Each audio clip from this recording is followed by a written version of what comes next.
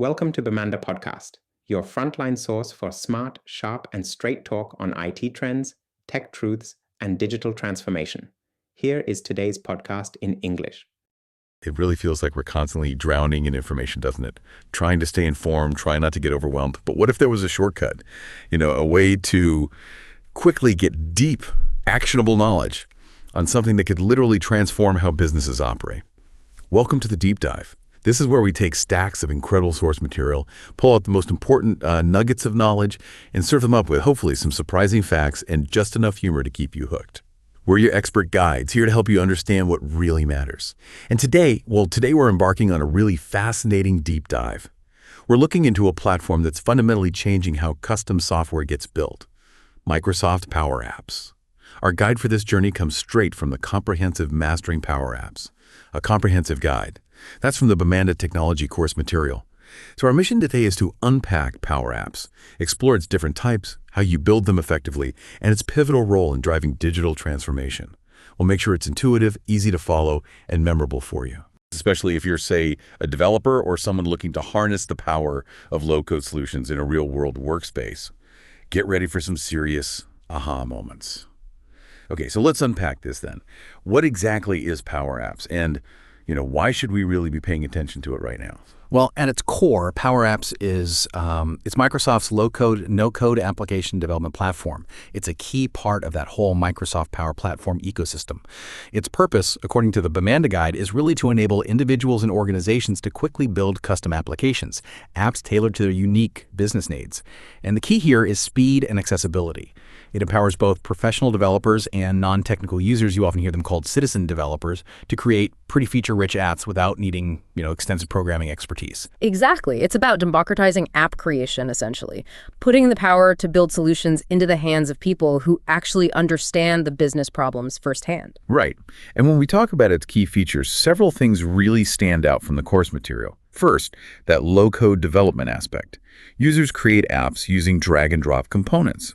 Simple logic-based formulas. It significantly reduces the dependency on traditional coding skills. It's often compared to building with Legos, right? But for business applications, you're snapping pre-made blocks together, not fabricating each brick from scratch. That's a great analogy. And it makes the speed benefit really clear.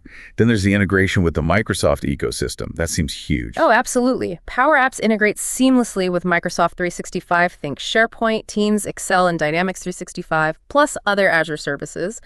But it doesn't stop there. It also supports external data sources through, get this, over 1,000 pre-built connectors.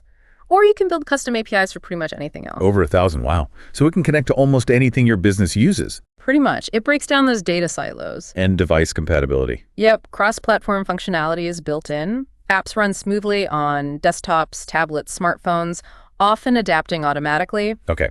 And it's cloud-based, obviously. Right. Hosted securely on Microsoft's Azure cloud. That means scalability, robust security, and real-time collaboration for developers working together. Plus, it has AI and automation built in. Yeah, it incorporates AI capabilities via AI Builder and workflow automation through integration with Power Automate. Right. And there are templates and reusable components to speed things up even more. So all these features add up to some pretty significant benefits for businesses, right?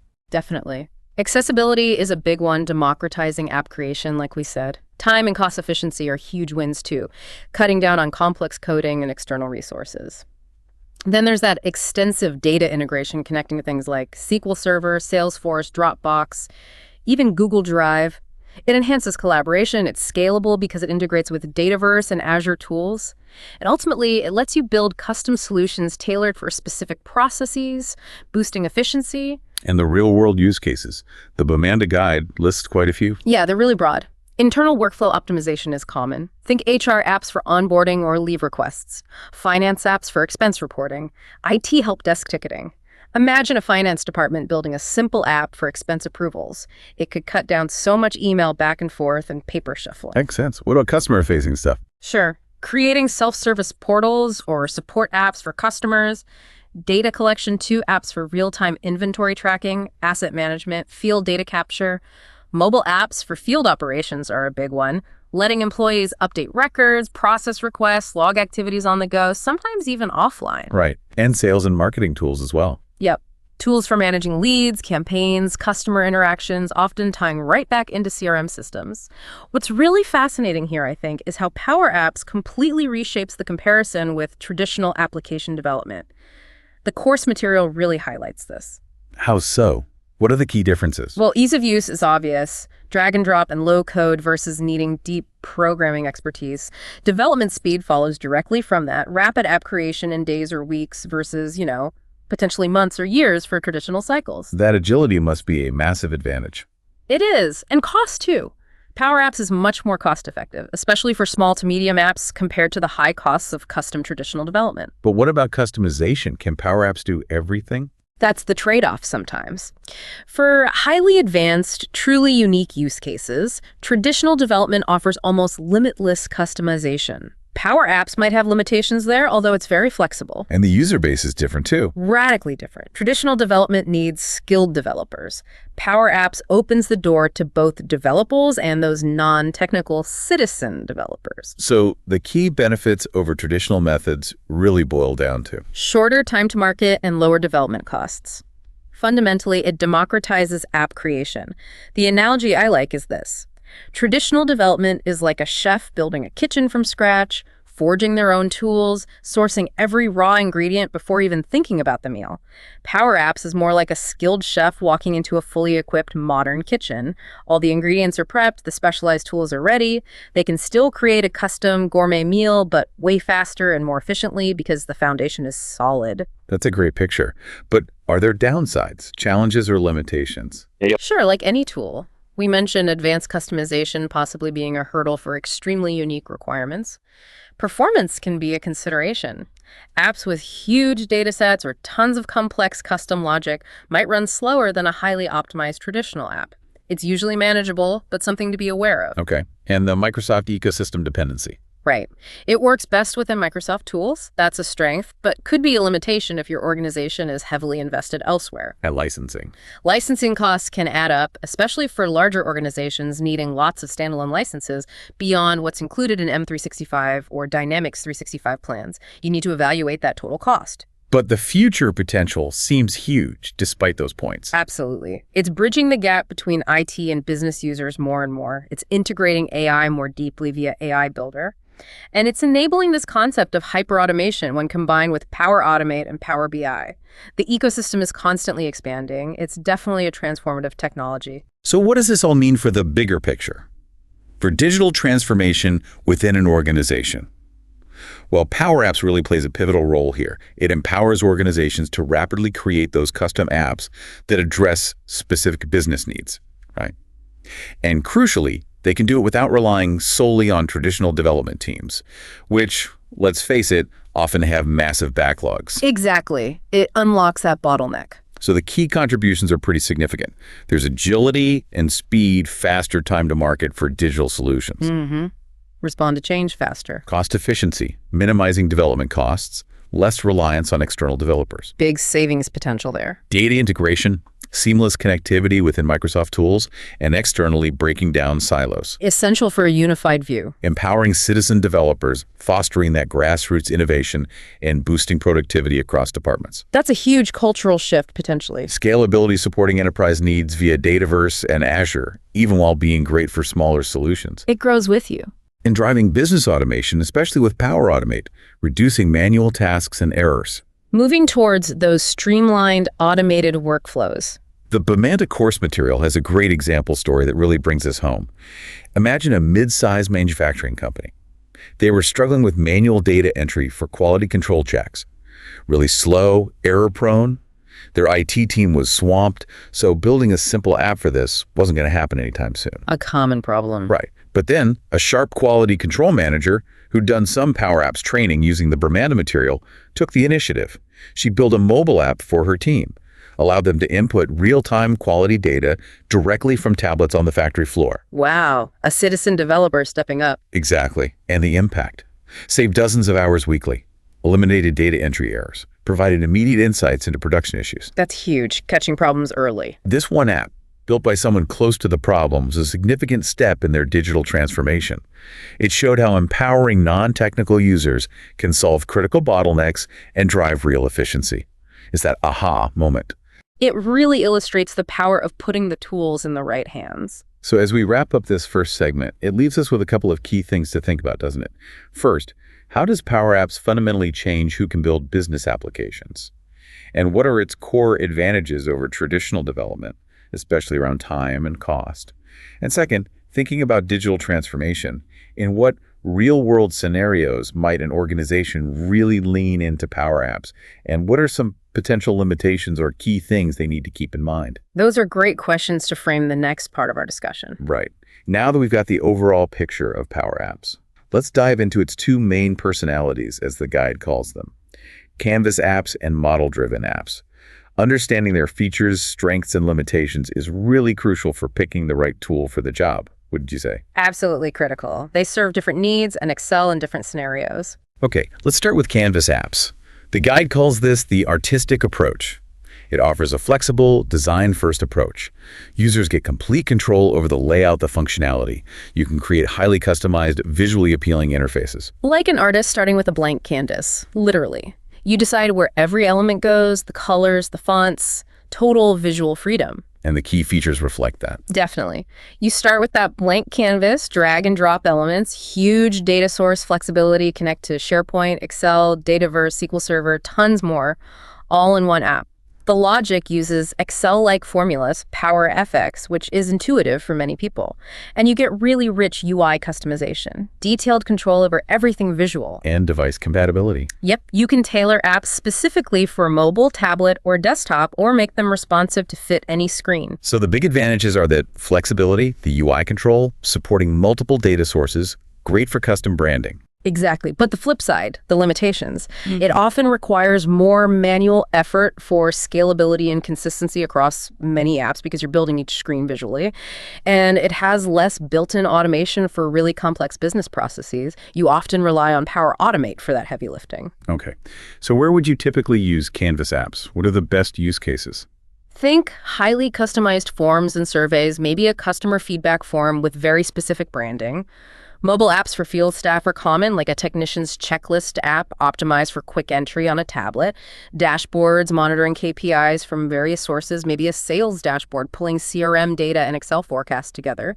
And applications that need to integrate multiple external data sources into one unified view. That's a real sweet spot. Got it. Okay, now let's switch gears to model-driven apps, the structured approach. Right. This follows a data-first approach. The focus is on standardization, automation, and the underlying data model. These apps are built on the Dataverse platform. They leverage data models, forms, views, business processes to create structured, scalable solutions. So instead of a blank canvas. Think more like building a house from a detailed blueprint.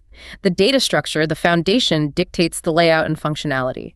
It ensures everything is robust and fits together logically. It's about data integrity and process consistency first. And its key features. Data-centric design is number one.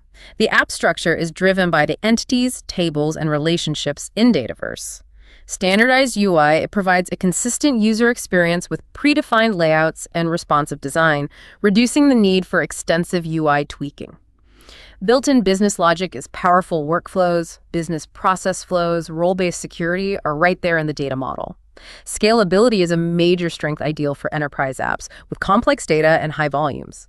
And often, rapid development for complex apps because you're using pre-configured components tied to that data structure. So the advantages are scalability, security, standard workflows, those advanced built-in capabilities, and faster development for structured systems.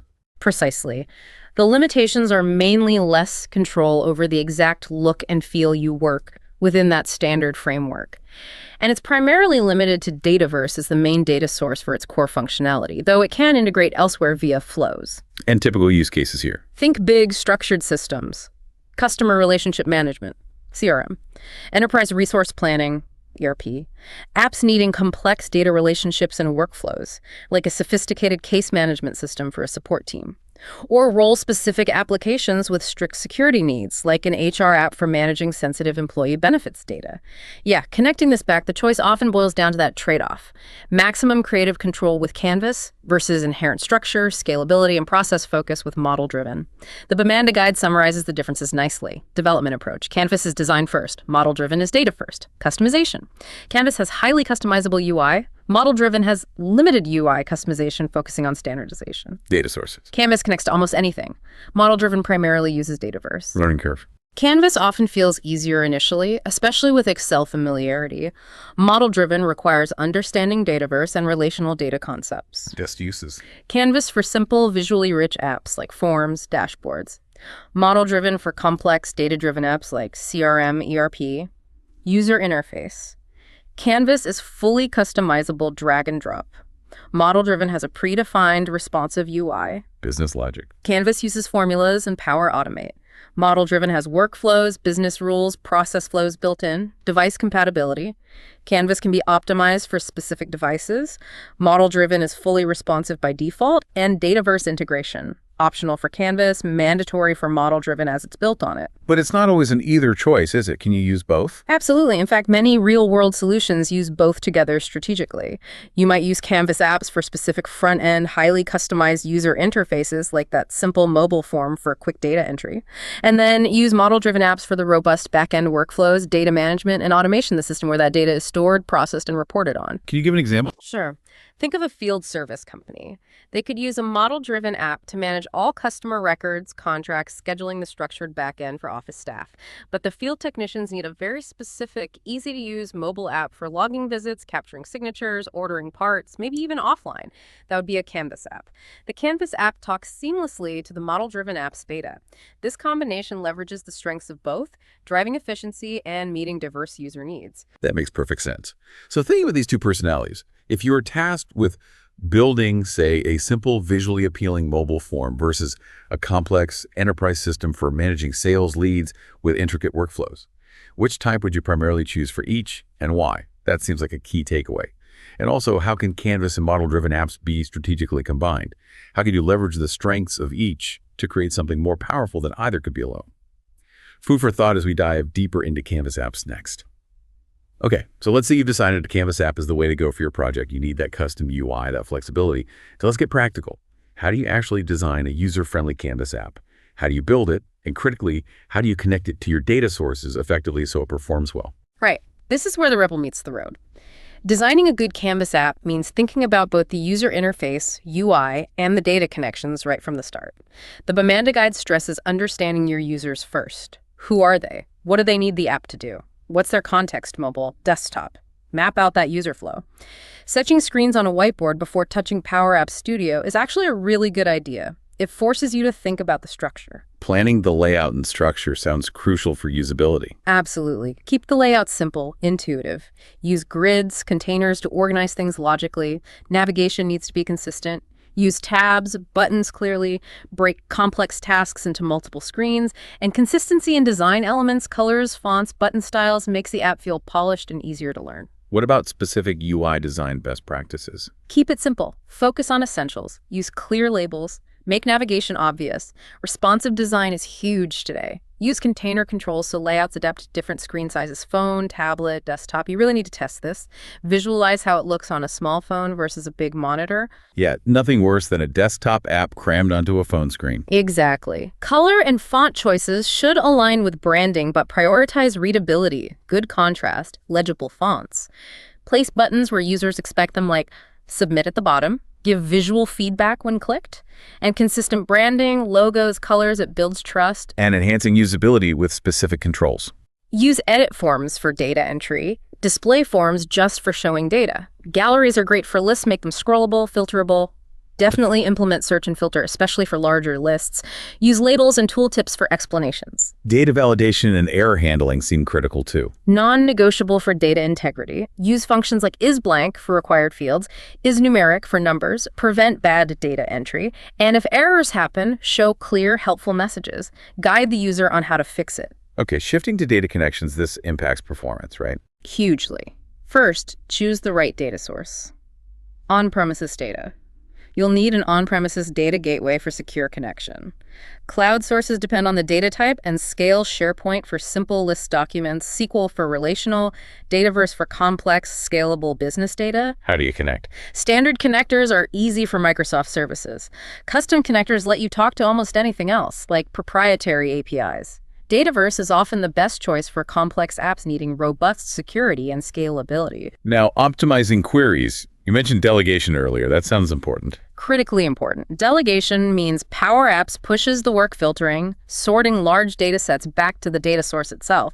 Instead of pulling all the data into the app and then filtering, which kills performance with large data sets, the data source does the heavy lifting. Like asking the librarian to find the book, not bringing the whole library home. Exactly. Use delegation-friendly functions like filter and search whenever possible with large data sets.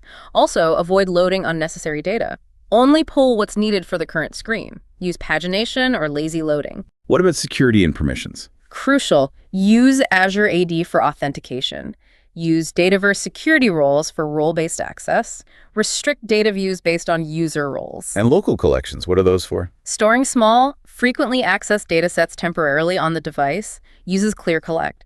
Reduces server calls, speeds things up, especially for fairly static data. Offline use. Essential for field scenarios. Implement offline capabilities using those local collections, plus save data and load data functions. Store data locally, sync when back online. And finally, testing. Test. On multiple devices, verify data flows end-to-end, get real user feedback, and iterate. It's never really done. Okay, so practically building it in Power Apps Studio. What are the steps? 1. Start a new Canvas app in the browser studio. Make.powerapps.com. Choose Canvas app. Select phone or tablet layout. Remember, you can't change this later. 2. Design the UI. Drag and drop controls, text inputs, buttons, galleries. Customize properties like color, font, size. 3. Add data sources. Go to the Data tab, add connectors, bind them to your controls. Link the visuals to the data. 4. Write formulas using PowerHex. Add navigate data validation and control actions to save data. This is the app's logic. 5. Preview and test. Use the play button. Click everything, submit forms, check data updates. 6. Publish and share. Save, then publish. Share with users or groups, managing their permissions carefully. Right, so when designing a Canvas app, it sounds like you really need to think about those UI and data planning aspects together to ensure it's user-friendly and performs well across devices. Yeah. And that concept of delegation is key for large data sets, isn't it? Along with maybe strategies like only loading necessary data and using local collections for performance. Absolutely. Those are fundamental for building performant Canvas apps that users will actually adopt. Okay, which brings us perfectly to the brain of the app, the components and the language that makes it all work. PowerX. Now that we've built the visual canvas, let's talk about the brain of your Power App, the core components, and that powerful language, PowerX, that brings them to life and lets them talk to your data. The Bemanda technology course material highlights several fundamental building blocks. Yeah, the components are what you actually see and interact with when you build. First up, Power App Studio. That's your workspace, right? Exactly. The web interface where you build everything, no client install needed. Just log in at make.powerapps.com. It's your digital workbench. And the app format, mobile or tablet. That's a key early choice. Yep, sets the default screen and control sizing. Yeah. Can't change it later, so think about your primary users. The screen control is the main container. Right. Well, everything else, inputs, galleries, forms, and manages navigation between different parts of the app. Galleries sound super useful for lists of data. They are. You define a template for one row, maybe an image, name, price. Power Apps repeats that for every record from your data source. Great for consistent lists like products or contacts. Like a customizable picture frame for each record. Good analogy. Forms are different. They focus on a specific record, often one you picked from a gallery. Forms let you view details, save new records, edit existing ones. Using form modes means one form can do all three jobs: view, edit, new, very efficient. Okay. And import controls. Loads of them for interaction. Text inputs, buttons, drop-downs, toggles, date pickers, sliders, you name it. You add these to screens or forms to build the UI. They all have tons of settings. Like that date picker ensuring the right format. Precisely. Then there are intelligent controls. What do those do? They access device hardware camera, barcode scanner, GPS. Think of delivery apps getting barcodes. Or they integrate AI services without code like the business card reader or object detector. Imagine snapping a business card photo and having the contact info auto-populate. Wow, that saves a lot of typing. Definitely. Then functions are the glue. They create formulas like in Excel using PowerX.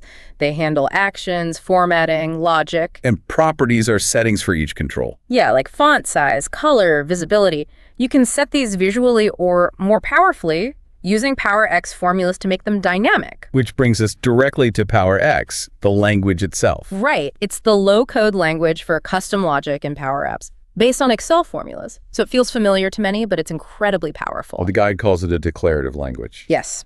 You describe the outcome you want, and Power Apps figures out how to do it. The syntax is very Excel-like, and it's context-sensitive. It reacts dynamically to user input and data changes. What are the key syntax concepts? Expressions are formulas that produce a result. Simple like 5 plus 3, or complex like formatting text. Functions are the built-in tools. Mathematical, sum, text, len, Lester, logical, and datetime now, and critical data functions, lookup, filter, patch. You mentioned variables earlier, too. Yep. Set creates global variables accessible everywhere in the app. Set var username, John Doe. Update context creates context variables only available on the current screen. Update context active. Useful for screen-specific states. And you use PowerFX to control properties dynamically. Exactly. Set a label's text to show the current date text now, or make a button visible only if a condition is met if var user status exalxive, active, true, false. And the big one, data manipulation. This is where PowerFX really shines. It directly interacts with your data sources. Patch inventory, default inventory, product name, widget quantity, creates a new record. Filter inventory, product category, widgets, retrieve specific records. This direct data interaction is key for business apps. Yeah, this raises a really important question, doesn't it? How do these functions specifically empower developers, citizen or pro, to build truly dynamic apps that solve real business problems? Let's look at some key categories from the course material. Okay, break it down for us. So for string functions, manipulating text, you've got things like len for length, trim for cleaning spaces, left, right, mid to extract parts, concat to join strings. Text is crucial for formatting numbers or dates into readable text, like turning 1234.567 into $1,234.57. Is blanked is essential for validation checking if something's empty. Value converts text to a number. Real-world example. In an order app, use text to format the total cost. Use left to pull a product code from a longer ID. Use is blank to make sure the customer name field isn't empty before submitting. Makes sense. Number functions. Standard math stuff. Round, No. ceiling, Okay. floor for rounding, sum, average, max for summarizing data in tables, abs for absolute value, mod for remainder. Think calculating average scores or ensuring inventory quantities are whole numbers. Date and time. Now for current date time, today for just the date, add and date diff for calculations, year, etc. to extract parts. Example, in project management, day add today, 7 days, calculates due date 1 week from now. Logical functions for decisions. The if function is fundamental. If, score 50, pass, fail. Switch handles multiple conditions easily, and, or not combine conditions. If error handles errors gracefully, a common use. Show a submit button only if all required fields are filled. Not is not, true, false. Enforces business rules visually. Navigation. Simple. Navigate to move to another screen, maybe with the transition like screen transition dot fade. Back goes to the previous screen. Use constantly for app flow. In the big category, collection and data functions. This is how you work with the records. Clear, collect, manage those temporary in-app data tables called collections. Great for performance. Remove, update records in collections or data sources. But patch is the real workhorse for changing data in your main data source. It modifies existing records or creates new ones. That patch function sounds powerful. It is. The example patch, employee data, defaults employee data, name, text input 1, text department dropdown 1 selected value, saves new employee data entered in controls directly to the employee data source. Then you have functions to retrieve data, look up, first, last, distinct count rows to get counts, and functions to query and organize. Filter, sort by columns, search. Remember delegation for these with large data sets. There are more advanced ones too, like Group B for all for complex manipulation. So a field service app might use filter service tickets status open to show only active tickets. Exactly. Or use patch to update a ticket status to completed when the technician finishes the job.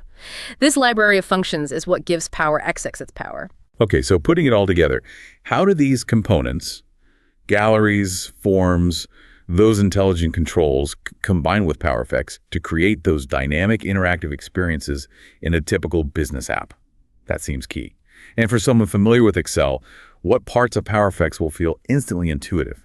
And what's a core concept, like patch, that really unlocks the power to deeply interact with and manipulate data sources? Worth reflecting on. Now let's see how Power Apps interacts with existing systems and helps modernize older ones. Right, with the basics of Canvas apps and Power Effects covered, let's explore how Power Apps interacts with systems people already use, particularly SharePoint, and how it helps organizations move away from older tech like InfoPath. Yeah, this is really practical stuff. Customizing SharePoint list forms with Power Apps is a common and powerful use case. How does it enhance them? The default SharePoint forms can be a bit basic. Exactly. Power Apps lets you significantly enhance functionality and create a much more user-friendly experience. It can streamline workflows, improve data entry accuracy, provide a more intuitive interface. It basically turns a simple list into a much smarter tool. And how do you do it? The Bemanda guide lays out steps. Yep, it's pretty straightforward. Open your list in SharePoint, click the Power Apps button in the ribbon, choose Customize Forms. Power Apps Studio opens the form in a Canvas app interface. Now you can drag and drop controls, customize the layout, change colors, add branding. Then you add business logic validation rules is blank, numeric ranges, conditional formatting, show hide fields based on other selections, maybe even trigger Power Automate flows on submit. So you can make the form dynamic and intelligent. Precisely. Then you preview and test thoroughly. Once you're happy, save and click Publish to SharePoint. Your customized form is now live on that list. What are the key customization features people use? Adding custom controls, drop-downs, date pickers, sliders beyond the SharePoint defaults, implementing robust validation rules using Power Effects formulas, leveraging responsive design for different screen sizes, and integrating data from other sources directly into the SharePoint form, maybe showing related info from another list or even an external database. And common use cases for this. Approval workflows are huge customizing forms for expense reports or project proposals that kick off an automated approval process. Employee onboarding, collecting new hire info via a custom form that triggers tasks for HR and IT. Event registration forms that update lists and show availability in real time. The guide had that example of the university communications team, right? Yeah, that was a great one. They customized their content calendar list form, added conditional fields that only appeared for certain content types, streamlining entry, added a button to auto email reminders. It significantly reduced errors and improved their workflow. Small changes, big impact. Are the limitation? Very complex forms with tons of intricate logic might need advanced Power Effects skills and could impact performance if not optimized. Cross-list operations can also add complexity. But for most SharePoint form needs, it's a massive upgrade. Okay, now what about moving away from InfoPath? That's deprecated now, right? Correct. InfoPath is out. Power Apps is the recommended modern successor, offers more features, better integration with the Microsoft ecosystem. But converting isn't always simple. The guide mentioned some gotchas. Definitely not always simple. First, InfoPath forms could be incredibly complex, highly customized. Replicating that intricate logic in Power Apps often requires rethinking the approach, not just a direct translation. Data source differences are another hurdle. InfoPath often used SharePoint lists or SQL, sometimes complex XML. Power Apps supports way more, especially Dataverse, which might mean redesigning your data structure. UI differences, too. Yeah. Power Apps has a different design philosophy, more modern and responsive. You'll likely need to rework layouts completely. And the logic workflow shift. InfoPath used XML and its own rules engine. Power Apps uses Power Effects formulas and relies heavily on Power Automate for workflows. That's a significant architectural change. So how do you tackle a conversion systematically? The guide suggests a clear process. 1. Analyze the existing InfoPath form. Understand everything, data source, fields, controls, rules, workflows. Document it meticulously. This is your blueprint. 2, recreate the data source. Connect Power Apps to the SharePoint list if that's what it used. For external databases, use connectors. For custom XML, you might need to redesign and migrate the data, maybe into Dataverse. 3, design the form in Power Apps. Rebuild the UI from scratch using Power Apps controls. Focus on usability, responsiveness. Recreate sections using containers, conditional visibility. 4, implement business logic. Translate InfoPath rules into Power Effects formulas as blank, if, etc. Use patch for data manipulation. Step 5 is workflows. Right. Recreate workflows using Power Automate. This is where you handle emails, approvals, record updates triggered by the form submission. Power Automate is much more powerful than InfoPath's built-in stuff. 6, test rigorously. Data entry, logic, workflows, different devices. Crucial step. 7, publish and deploy. Publish the Power App, maybe link it back to SharePoint, or distribute via the Power App's mobile app. Set permissions. Any best practices for this conversion process? Prioritize critical features first. Don't try to replicate every single obscure InfoPath thing initially. Focus on core functionality. Leverage Power Automate heavily for workflows. Test thoroughly across all devices, not just desktop like InfoPath often was. Optimize performance. Avoid overly complex formulas or data calls. And importantly, train your users on the new interface. It will be different. The guide's example of the government agency grant application form sounds like a big undertaking. It was. They had an old, clunky InfoPath form, complex rules, no mobile access. Migrating involved analyzing hundreds of roles. They used Power Automate for multi-level approvals, Power Apps for a clean, responsive front end. Despite the challenge of translating the logic, the new system drastically cut processing time and enabled mobile access. A huge win for modernizing that legacy system. Okay, reflecting on this, if you're a SharePoint user, it sounds like Power Apps can really transform those basic list forms, bringing real-world efficiencies. And when migrating from something like InfoPath, the biggest hurdles seem to be that complexity translation and the shift in architecture, right? So crucial best practices would be that thorough analysis up front and really leveraging Power Automate for the workflow piece. Exactly. Planning and using the right modern tools are key to a successful migration. Right. Now let's shift focus from the customizable Canvas app to the structured world of model-driven apps. Okay, let's shift our gaze now. We're moving to the more structured side of Power Apps, the model-driven app. This is where you leverage a really robust data foundation, especially in Microsoft Dataverse, to build powerful, process-driven business applications. That's right. Unlike Canvas apps where you control every pixel, model-driven apps are all about the data model and the business logic. The UI is largely generated from that underlying data structure. So the data dictates the app's appearance and flow. Primarily, yes. It's inherently data-centric. The UI is standardized, automatically generated, ensuring consistency even if you sacrifice some pixel-perfect control. Layouts for forms and views are auto-generated. It supports rich business logic workflows, rules, security right out of the box tied to the data, and it integrates components like business process flows, dashboards, and Power Automate workflows seamlessly. So where are these ideal? What kind of scenarios? Think scenarios needing strong data governance and standardized processes. Classic examples are customer relationship management, CRM systems, service management, inventory tracking. Basically, any application needing structured, data-centric interfaces and complex, guided workflows where consistency across the organization is key. If the process drives the data structure, this is likely your choice. And building them. Is the process different from Canvas apps? Very different. It starts with the data. Step 1, set up Microsoft Dataverse. This is your foundation. You define your entities like database tables and their relationships. You can use pre-built ones, account, contact, or create custom ones specific to your business needs. Get the data model right first. Then you create the app. Yep. Step 2, create a new model-driven app from the Power Apps portal. You use the App Designer, a graphical tool, to configure which components are included. Step 3, define the entities and relationships for the app. Choose which tables, like customer-led project, are part of this specific app. Define how they relate. One customer, many orders. Add the fields, columns like name, address, order date. Okay, so you're choosing components based on the data model. Then customize forms and views. Exactly. Step 4, customize forms, views, and dashboards. Forms define how entity data is presented and edited. Main form, quick create form, etc.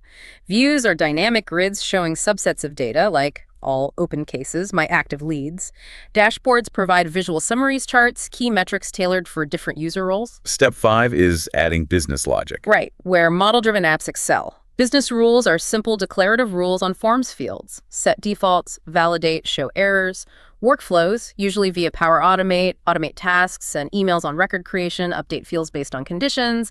And process flows, BPFs, guide users through standardized multi-stage processes, like that grant application, submission review, approval.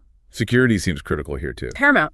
Step 6, implement security and user roles using Dataverse's robust model. Define security roles. Admin, salesperson, read-only. Apply record-level security. Manager sees all cases. Agent sees only their own. Even field-level security. Only HR sees salary. Very granular control. Then testing and deployment. Step 7, preview and test thoroughly. Data model, forms, views, processes, security roles. Check everything. Step 8, publish and share. Publish the app. Share it with specific users or groups. Assign the correct roles and permissions. Yeah, what's really fascinating here, and the Bemanda guide emphasizes this, a successful model-driven app isn't just about clicking buttons to build it. It's about meticulous design from the ground up, really understanding the business process and the data.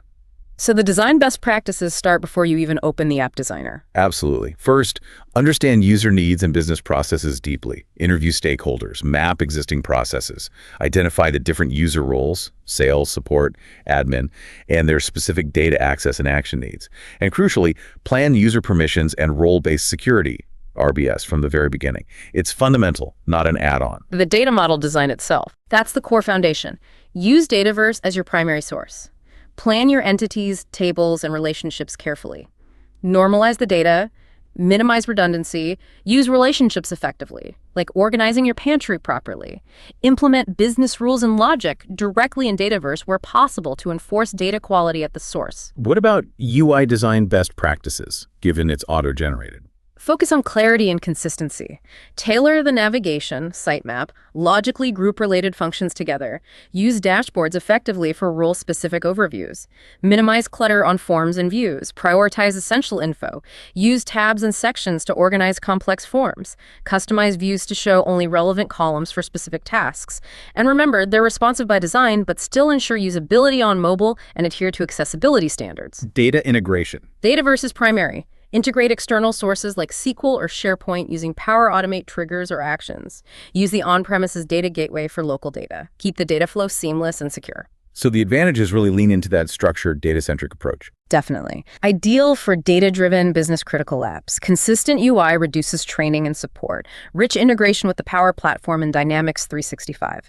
Built-in, robust business logic. And highly scalable for complex data and large data sets. You had an allegory for this. Yeah, if a Canvas app is like a custom, unique art piece, a model-driven app is like a precision-engineered, efficient factory. Once the design, the data model, and process is perfected, it consistently produces high-quality outputs. Structured data, automated processes, all at scale. It's about robust, repeatable efficiency. That really clarifies the difference.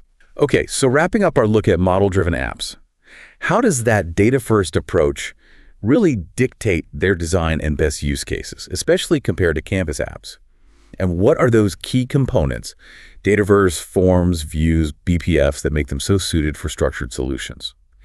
And maybe more importantly, beyond just building the app, what critical considerations around security, data integrity, and user roles are absolutely paramount when you're designing and deploying a model-driven app in a real business environment? Things to really chew on.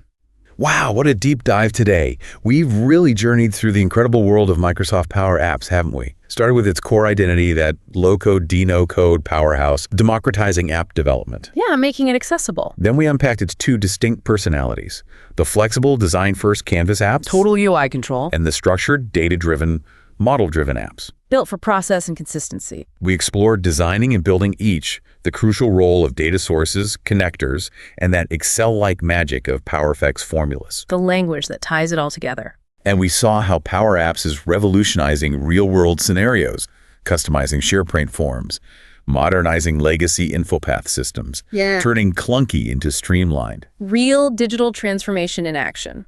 So what stands out most to you after all this? For us, it seems clear. Power Apps isn't just another tool. It feels like a catalyst. Yeah, a catalyst for digital transformation, democratizing app development, enabling rapid adaptation, fostering innovation. Whether you're a seasoned developer or a curious citizen builder, it empowers businesses to create custom solutions with really unprecedented speed and efficiency. Building smarter, faster, that sums it up well. Which leads to a final, maybe provocative thought for you, our listener.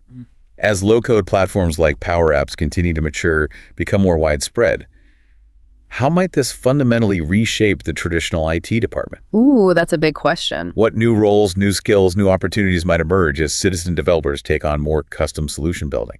Does IT shift from building everything to more governing, enabling, providing strategic oversight?